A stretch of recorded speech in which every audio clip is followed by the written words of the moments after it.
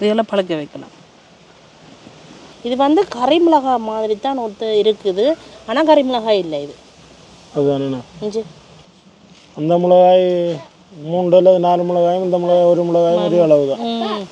விருந்தோம்பலை நாங்கள் செய்யணுமென்றதை அவர் விரும்பினார்.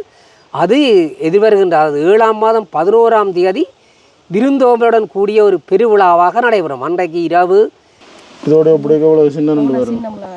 ஆனால் இது முத்திட்டு. வணக்கம் உறவுகளே, இன்றைக்கு பார்த்தீங்கன்னா இன்றைக்கும் ஒரு காணொலி ஒன்று தான். இன்றைக்கு வந்து என்ன செய்ய போகிறோம்? இன்றைக்கு வந்து எல்லாருக்குமே தெரியும், எங்களுக்கு வந்து ஒரு மிளகாய் விதைகள் வந்து தந்திருந்தோம். ஒரு 3 மாதம் நினைக்கிறேன், ஒரு 3 மாதம் இருக்கும். மிளகாய் விதைகள் வந்து எங்களுக்கு தந்திருந்தவையால் அந்த மிளகாய் வந்து இப்போ அங்கே முத்தையங்கட்டில் போட்டது வந்து பெருசாக வந்து எங்களுக்கு பலன் தெரியல, முளைச்சது வந்து பட்டு போச்சு. ஆனால் இங்கே சுஜி வீட்டை போட்டது வந்து முளைச்சி காய்ச்சிருக்குது. உண்மையிலேயே பார்க்க ஆசையாக கிடக்குது. அந்த அவையல் தந்தளவு பெரிய காய் காய்ச்சிருக்குது. நல்ல நீள மிளகாயல் வந்து அதில் 2 இனம் தந்திருந்தது. 2 இனத்துலேயும் கஷ்டப்பட்டு ஒரு குறிப்பிட்ட கண்டுகளை வந்து சரியான மாதிரியான பாதுகாப்பான பராமரிப்பு அதே என்னோட ஒரு ஆசைன்னு சொல்லி சொன்னால், அப்பா வந்து முதல் மாமா வந்து ஒரு பேசனுக்குள்ள வந்து அந்த நாத்துக்களை வந்து போட்டிருந்தவரை தொடர்ந்து பார்க்குறாக்களுக்கு வந்து கட்டாயம் தெரிஞ்சிருக்கு. அந்த அறுவடையை வந்து பார்க்கணுமான்னு நினைச்சிருந்தவர். அவற்றை ஆசைக்காகவும் வந்து அது ஒரு மிளகாய் செடி என்னாலும் அதை காய்ச்சி அதன் அறுவடையை நாங்கள் பார்க்கணுமென்று ஆசைப்பட்ட நாங்கள் அது வந்து சரியான இதாக வந்து எங்களுக்கு அமைஞ்சிட்டுது. அதன் காணொலியை தான் பார்க்க போகிறீங்களா? அதையும் இப்போ காட்டிக்கொண்டு அதோட வந்து பார்த்தீங்கன்னா வருஷம் வந்து கண்டாவளையில் வந்து ஊர் கூடி உண்போம் என்ற ஒரு விளையாட்டு பெருவிழாவோட சேர்ந்து உணவு வழங்குற நிகழ்வும் வந்து நடக்கிறது. அது வந்து அடுத்த மாதம் நடக்க இருக்குது. அது சம்பந்தமான விடயங்களையும் தான் இந்த வீடியோவில் பார்க்க போகிறோம். அப்படியே தொடர்ந்து காணொலியை பார்ப்போம். நாங்கள் இப்போ நின்று இன்ட்ரோ எடுக்கிற இடமும் வந்து கண்டாவளை தான். கண்டாவளை உண்மையிலேயே ஒரு பழம்பெரும் பாரம்பரிய ஒரு கிராமம் உண்டு. நான் கேள்விப்பட்ட மட்டில் அதோட வந்து புல்லாக வந்து விவசாய கிராமம். பாருங்கள் இப்படி நெல்லுகள் எல்லாம் பச்சை பசேரண்டு பெரிய தேசமே நெல் தான். தண்ணி வளம் கூடின இடமும் தான். எந்த நேரம் வாய்க்காலில் வந்து தண்ணி பாய்ஞ்சு கொண்டு இருக்கு. அப்படியே நாங்கள் தொடர்ந்து காணொலியை பார்ப்போமே. இஞ்சால அப்படியே வாய்க்காலில் ஃபுல்லாக தண்ணி பாய்ஞ்சு கொண்டு இருக்குது. ஓரளவுக்கு வந்து ரோட்டுகள் எல்லாம் சீர் செய்யப்பட்டிருக்கு.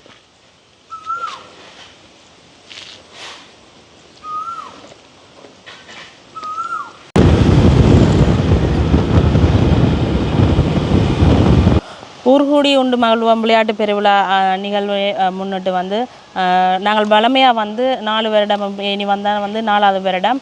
நான் கூடுதலாக 3வது இதோட இனி வந்து 3வது வருடம் பிறப்புறேன். 2026ஆம் ஆண்டு 7ஆம் மாதம் 11ஆம் தேதி ஊர்கூடி உண்டு மகிழ்வோம் நிகழ்வு மாபெரும் நிகழ்வாக வந்து நடக்க போகுது. அதன் முன்னாயத்தப்பாடுகள் வந்து இப்போ நடந்து கொண்டிருக்குது. அதன் விளக்கத்தை வந்து ஐயாட்ட கேட்டுக்கொள்வோம். அனைவருக்கும் வணக்கம்.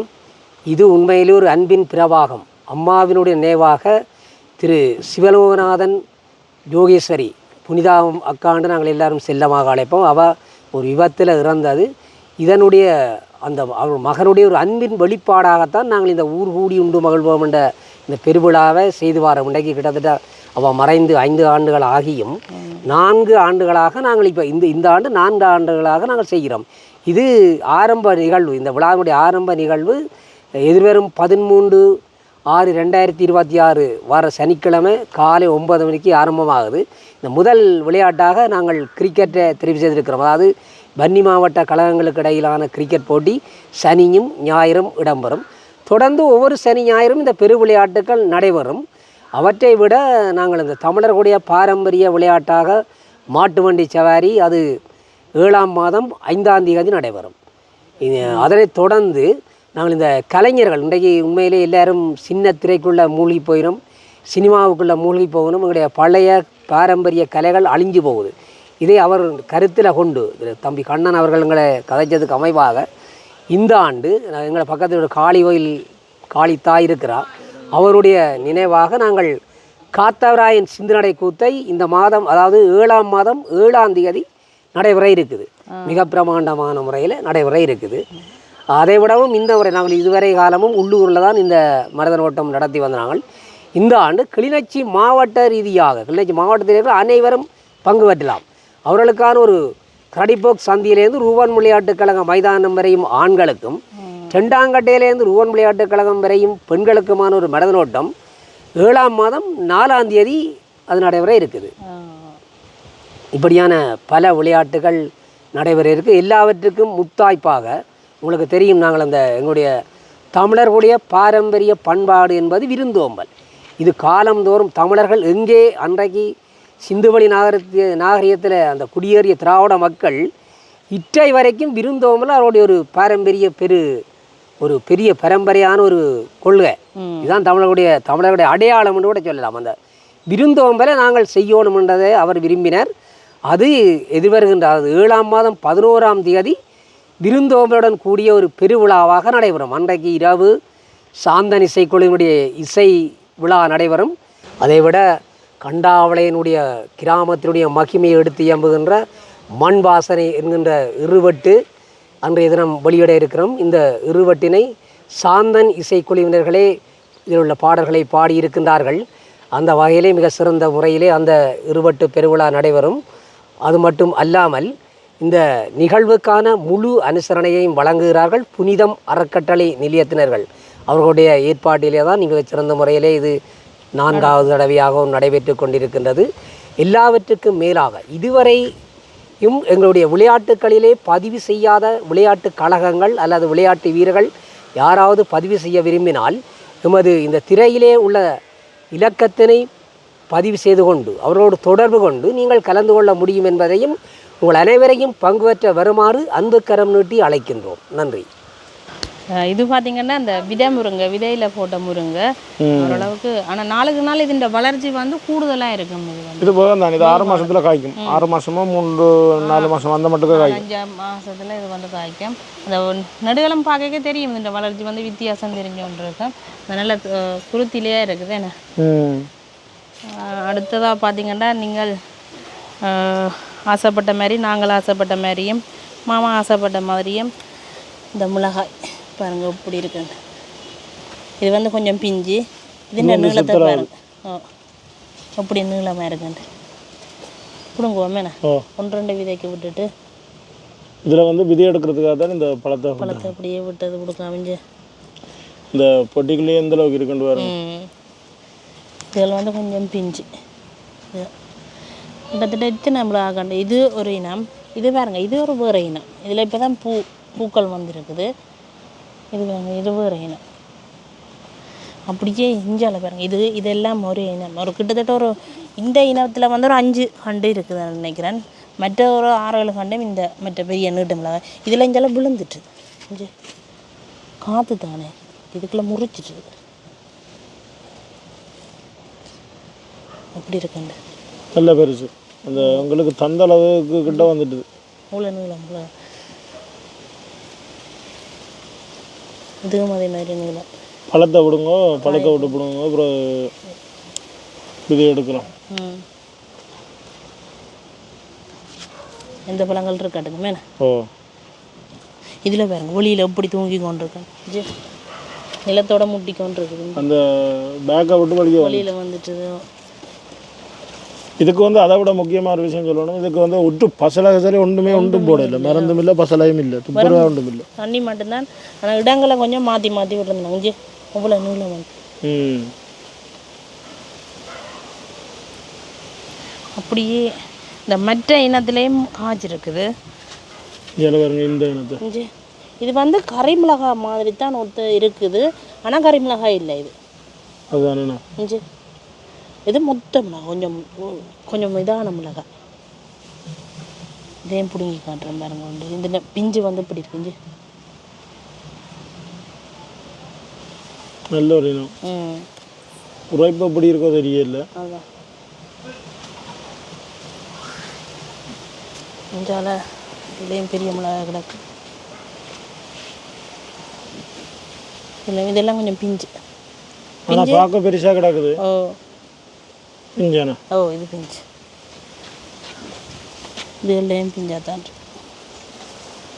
கிடக்குது மிளகா. இருந்தாலும் வந்து நாங்கள் எல்லாத்தையும் பிடுங்க இல்லை. இந்த பழம் எல்லாத்தையும் என்ன செய்கிறோம், அப்படியே நாங்கள் விதைக்கு விடுவோமே. என்ன இதுவும் பழம்தான்.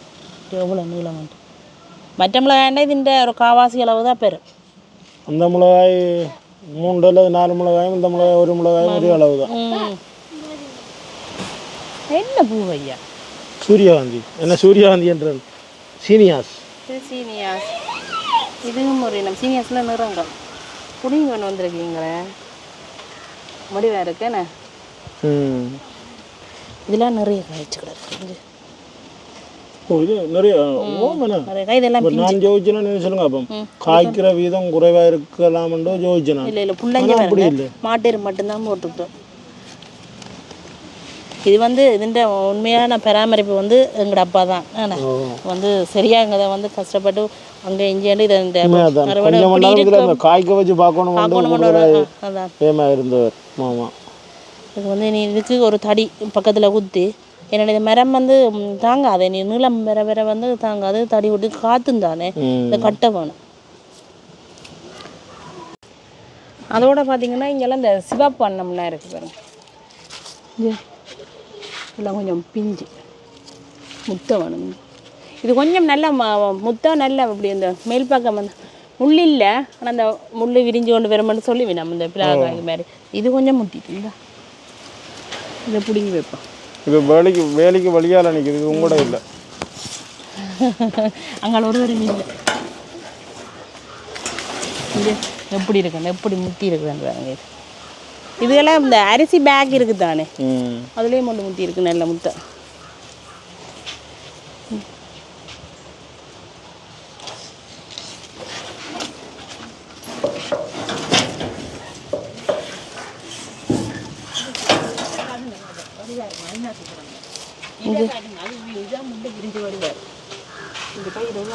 கையில் வச்சுக்கிறோம். கையில் வச்சிருக்க பாருங்க எப்படி இருக்குன்னு. இதெல்லாம் முத்திட்டு முத்தின இதெல்லாம் பழக்க வைக்கலாம். இதுல ஒரு மிளகாய் மரத்தை பாருங்க எப்படி இருக்குன்ட்டு. மிளகாய் இந்த அளவு பாருங்க, கட்ட மிளகாய் என்னப்பா கட்ட அடிச்சு பாருங்க, இஞ்சி பாருங்க அப்படி இருக்கு. இது ஒரு நல்ல இனம். ஃபுல்லா பின்னுக்கு அவ்வளோ காயில உயரத்துல வந்துட்டு. மரமும் பாருங்க பசலையில இப்படி சடைச்சு பயணிக்கும். பசலையும் இல்லை, ஃபுல்லா இப்படி காய்ச்சிருக்கு. இது வந்து இந்த வீட்டுக்கு அளவாய் காய்ச்சி கொண்டு இருக்குது, கூட காயும் இல்லை. பேரம் தாங்காம கீழே அப்படி நாம நம்மளோட மேலால பார்க்க தெரியல பாருங்க இவ்வளோ மிளகாய்.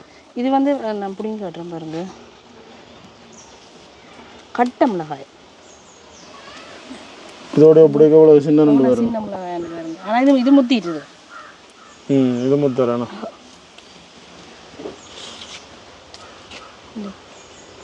இது எவ்வளோ சின்ன சின்ன மிளகாய்.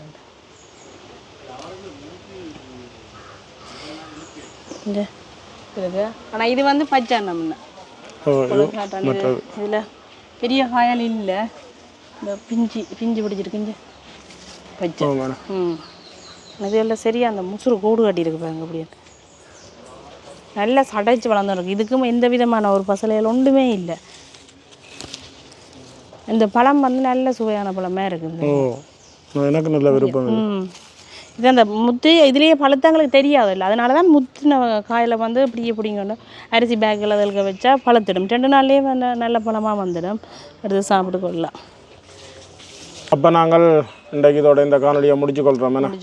நல்ல இப்படித்தான் தந்த வேலை, இப்படித்தான் தந்த வேலை. அதே மாதிரி நாங்கள் அந்த விளைச்சலை வந்து எடுத்துருக்கோம். அது நல்லா இதில் இன்னும் விதை எடுத்து இன்னும் பெருக்கணுன்றதான் ஆசை, கட்டாயம் பெருக்குவோம். அப்போ நாங்கள் இதோட இந்த காணொலியை முடிச்சுக்கொள்கிறோம். நன்றி, வணக்கம்.